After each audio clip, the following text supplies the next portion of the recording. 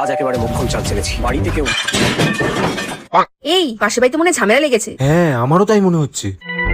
আরে বসে দেখো না, চলো গিয়ে শুনি। চলো চলো চলো। এখন তুমি আমার মুখের উপর কথা বলবে? হ্যাঁ বলবো কথা, কেন আমার মুখ নেই? আমি কথা বলতে পারি না? তুমি শুধু একা কথা বলে যাবে? আমার কোনো অধিকার নেই? আমার কোনো মান সম্মান নেই? তোমার না মাথাটা খারাপ হয়ে গেছে, তার জন্য সবথেকে বেশি দায়ী হলো আমাদের প্রতিবেশী।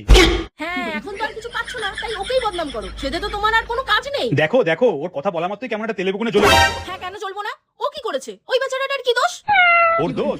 ও যখন তোমার সমস্ত প্রয়োজন মিটিয়ে দেয় তখন তো আমার কথা খারাপ লাগবেই। প্রয়োজন মিটিয়ে দেয়? কি বলতে চাইছো তুমি? কখনো মোবাইল এনে দিচ্ছে, কখনো বন্ধু থেকে জামা কাপড় নিয়ে এনে দিচ্ছে, আর আগের সময় তোমাকে ডায়মন্ডের রিংও গিফট করেছিল।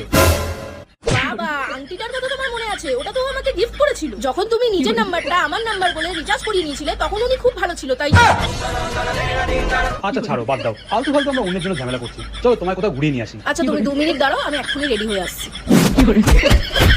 अपना तो सदियों जन्मों का नाता है।